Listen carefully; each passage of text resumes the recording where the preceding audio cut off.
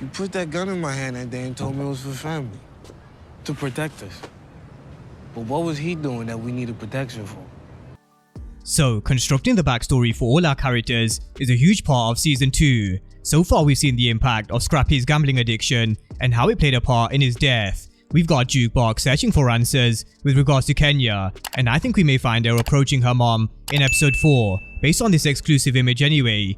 But there's also Kanan looking for answers with regards to Howard, so we're gonna start to see him go behind Rock's back, and we're gonna see him meeting Vernon Stark. We've also got Lou doing his thing, and Marvin trying to right his wrongs. So they're giving us a lot of depth with these characters, and it just shows how Raising Kanan are playing the long game. At some point, I do expect the show to pick up pace, where we see Kanan behaving in a ruthless manner, the crazy juke that Tommy described her as, and just generally more action. But episode 4 is where I expect us to see more character development for everyone, learning more backstory, and also being introduced to new players. So with that being said, we're going to run through a preview of episode 4 with a breakdown of what we can expect, any new exclusive images, and a breakdown of teasers and some interviews. But episode 4 is titled Pay the Toll, and the synopsis reads: Kanan and Jukebox search for answers in family matters. When Rock's push into new territory is stalled, she proposes a meeting. Crown House famous gets settled. Still investigating Howard's shooting, we've got Detective Burke questioning Unique. Now, starting with the episode title Pay the Toll, this refers to paying a tax. It's the cost of doing business. And with Rock moving into a new territory, she's gonna have to pay the toll. But I'm gonna come back round to the Italian mafia in just a moment, because I want to start with Jukebox. And this is what Patina Miller said in a recent interview with regards to her relationship with Juke. This is a mother who decided to leave her child at a very young age. For Rock, who is all about family, it's not a good thing that her mom is back in the picture, but Rock is trying to be there for Juke and help her navigate that as a mother. And it is a little difficult for Rock, so let's just rewind it back and remind ourselves of what Rock said to Juke. Not everybody up for the job. So that's why my mom left me. She wasn't feeling cut out for the job. She said Kenya wasn't cut out to be a mother, but something we've learned about Rock is she's controlling. She wants control over her family, and she'll do anything necessary to keep control. Whether it's setting up Marvin to take over the Thomas organization, potentially buying shares in the label to bring Lou back in the street game, all the way to Kanan shooting Detective Howard. So it definitely is not a good thing for Rock that Kenya's back in the picture, and that's why we don't see Juke telling Rock about her going to try and find her mom. She warned Kanan not to tell Rock about Detective Howard stepping to him, because she understands who Rock is. She'll always find a way to lie and cover the full story, which is what we see her doing with Kanan and Detective Howard, which is why I'm a firm believer there's definitely more story to Kenya, especially with what Patina Miller said in her recent interview. But sticking with Rock, let's have a look at her relationship and a new player that's been introduced for season 2, Katia Farid. Now this was a relationship I said we need to keep our eyes on, especially with how we saw Rock approach Sherry in real estate. She wants to purchase a property in Forest Hills, Douglaston or Little Neck, but what her plans are for the house remains a mystery. But Katia is someone who has a hand in a lot of businesses, and from his character description, it reads, he's got a vision for business, expanding into less crowded markets like DC and Baltimore, and even into other types of business like music and art.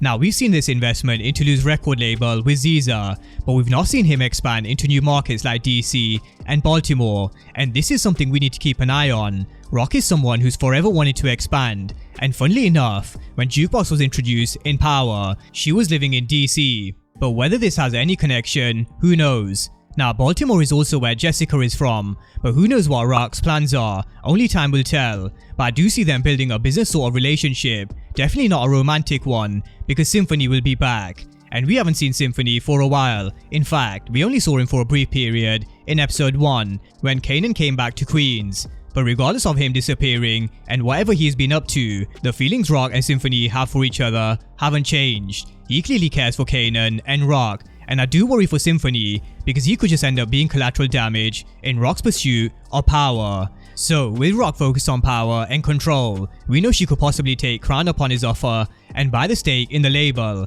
and not only will this allow her to clean her money, but this will force Lou and put his mind back in the game and not music. But this is what Malcolm Mays said on where his character currently is in terms of his mindset.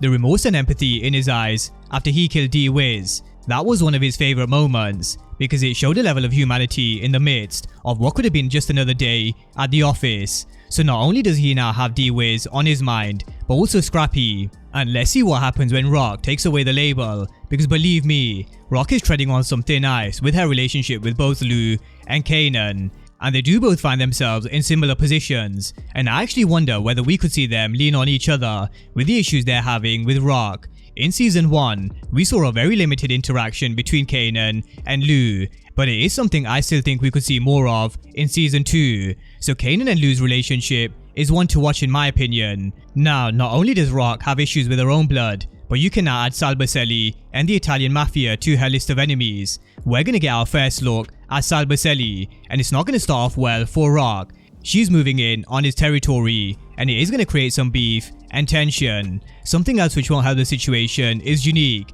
who'll definitely start working with the Italians, maybe not in episode 4, but definitely at some point. And what game is Unique playing? No doubt we're gonna see him try and take back what's his. And Rock really does need to watch her back, and so does Detective Burke. I can only assume Burke's come to Unique to try and get answers about Detective Howe's shooter, but this is after her pops told her to trust her partner, and her partner has told her over and over again, leave this shit alone, but she won't, which is why I won't be surprised if Howard had to off Detective Burke himself. Now elsewhere, we may see Famous enter the game. He saw how much money can be made in the streets, and that may make him think, I'm better off on the corners making money than writing lyrics. For him, it comes back to the situation he finds himself in, because Crown isn't helping him from the goodness of his heart. It's always a favor for a favor, and let's not forget, we're also yet to see this scene from the official trailer, Famous and Kanan running from the cops, and I'm pretty certain it's got something to do with Famous's tapes being thrown all over the floor, and the cops catching wind of that's how they were selling product through the mixtapes. There's also Kanan stealing money from Rock's stash, which could have something to do with his conversation with Vernon Stark, who told him at his age, Defcon had corners, his own crib, and girls. And sticking with Kanan, we saw this exclusive clip earlier in the week, with Kanan not only questioning Rock, but approaching Vernon Stark to try and suss out whether Defcon really was his father. He's trying to get answers from his moms without telling her the full truth, and that's where we are with Kanan. He wants answers, and he knows if he's not getting them from Rock, he'll go searching for them himself, and I don't think he'll stop at Vernon Stark. And Rock really is showing some weakness across the board, not just with Kanan. We're gonna see Juliana question her, and this is something that could very well find its way back to her cousin Joaquin, who's Rock's connect. So things are gonna get worse for Rock, and we can all see what's coming, but she can't. And that's a preview of what we can expect for episode 4. And I think 3 major talking points are Kanan's conversation with Vernon Stark, and what impact it has on Kanan. Does he believe Defcon is his father, or is he going to be searching for more answers? The second is Duke meeting Kenya, and the third, the introduction to the Italian Mafia. So drop all your thoughts and comments down below on all things episode 4, and of course if you are new to the channel and you haven't done so already, then remember to smash the subscribe button if you want to see everything Power Book 3 and Power Universe related. But as always, thank you guys for watching, and I'll see you next time.